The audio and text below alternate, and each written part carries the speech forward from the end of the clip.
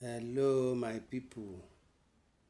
Upon all their plan to remove Tinubu from office during this end bad governance protest, it did not work. But God knows why. He's still there. All I know is that he should do the needful so that the masses will not forget him. Now that he's there, all I just want to tell you, the advice I just want to give him is that he should hear what the masses are saying so that the government will be popular.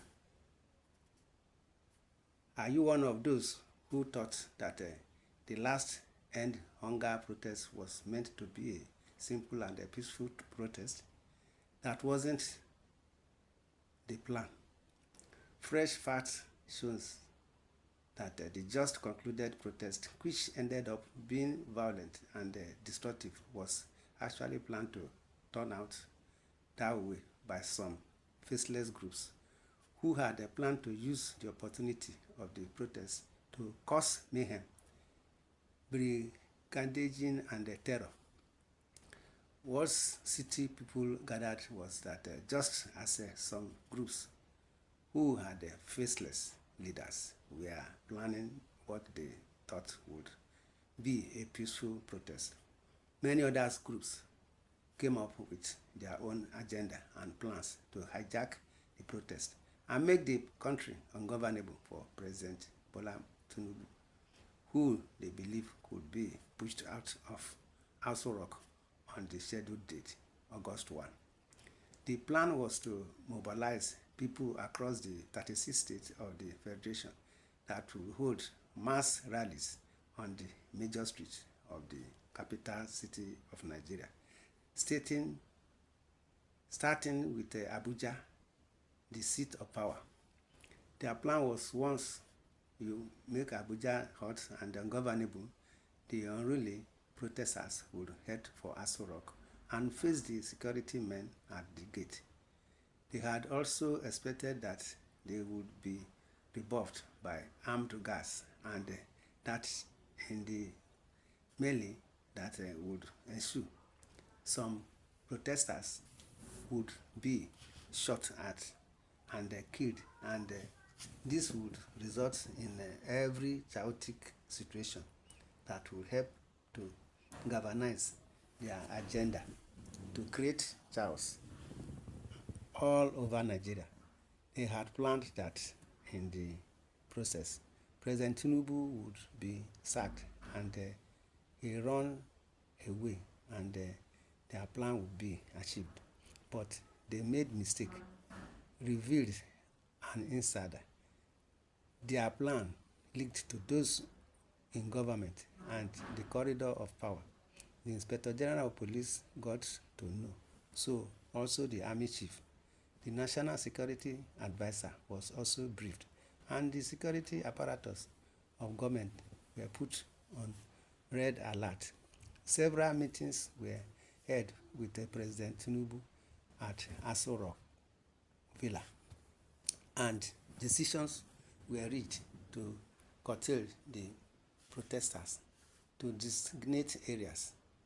Part of the decisions was for government to consult widely, which explained the meetings with traditional rulers, civil society activists, and the governors. They were all told of the grand plot, and the brief was for them to go back to their bases to explain to their people why there was no need for the protest.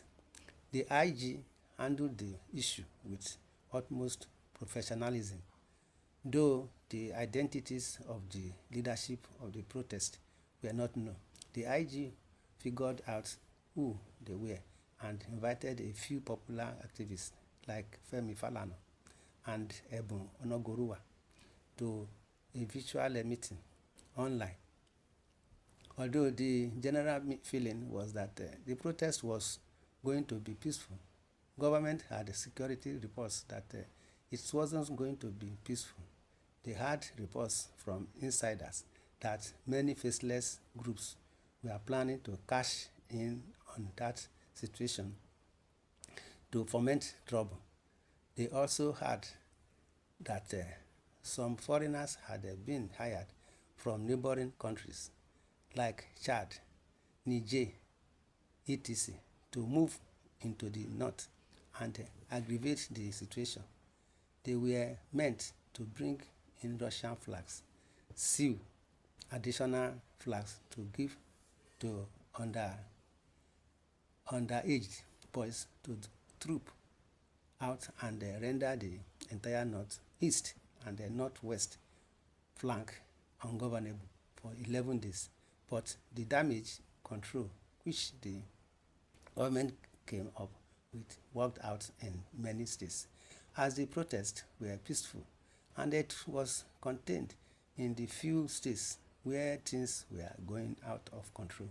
Senator Sanni has aligned with the view that the violent protest in the north was an attempt to overthrow Tinubu. Speaking on Tuesday as a guest on the channel's television, Politics Today, Sanni disclosed that a day before the protest, money as well as some foreign flags were shared among the youths in the region. He argued that the protest was not squarely about the harsh policies and the programs of the government affecting the citizens, as the organizers wanted Nigerians to believe. The former senator alleged that someone behind the screen was driven the protest to create room for anarchy and lawlessness in order to pave the way for a constitutional change of a government. A day before the last protest, money was shared to the youth and Russian flags were also shared. That shows that the whole intent of the protest is not simply about the policies and the programs of the government, he said. There was an attempt to create an atmosphere where there would be an overthrow of the government.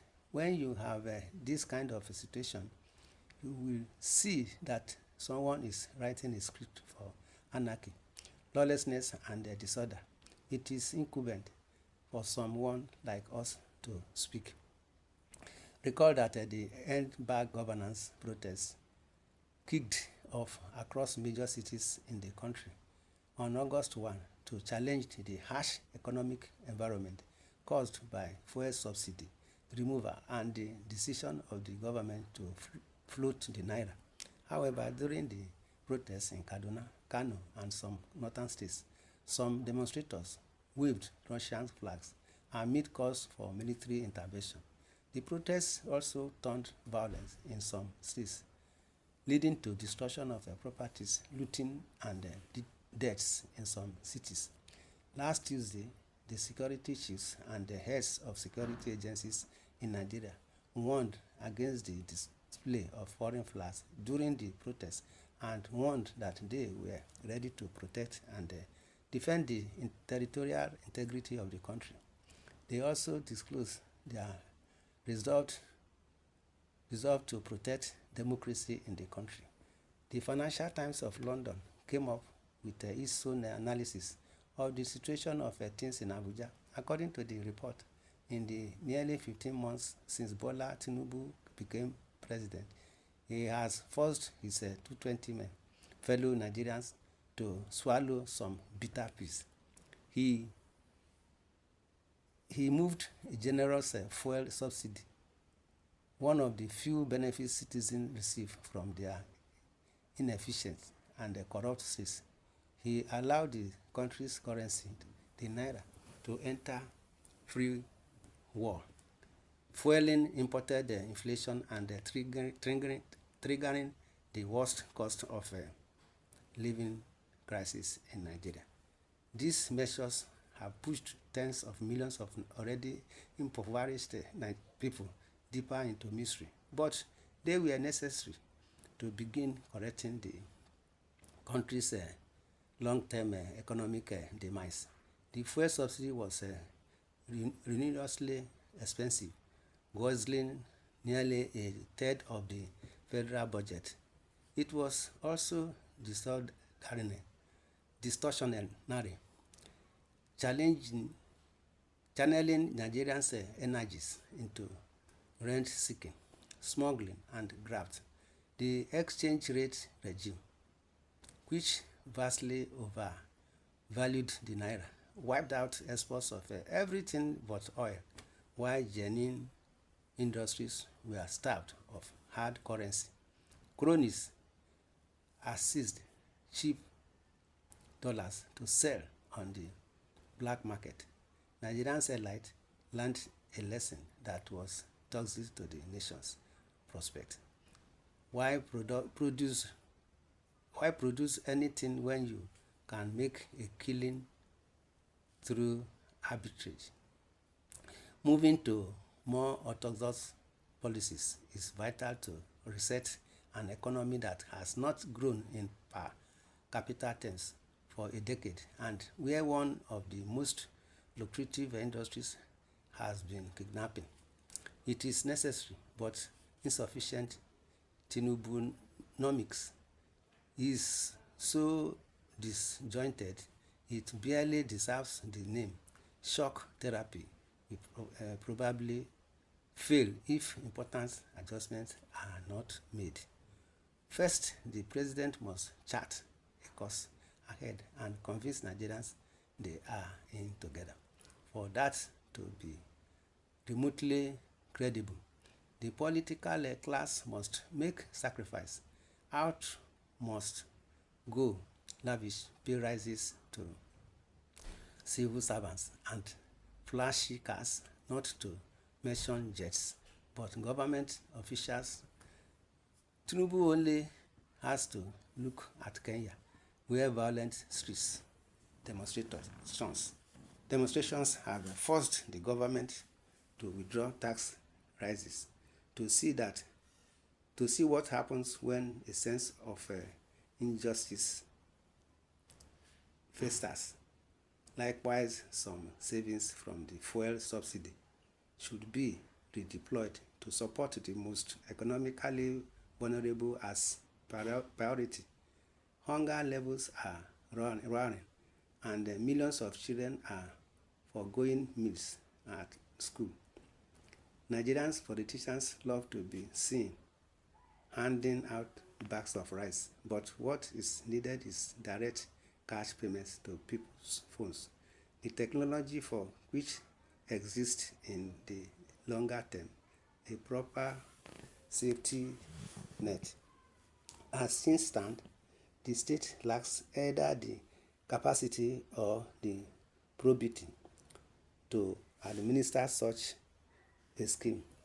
Tinubu needs to fix that urgently, with a few exceptions.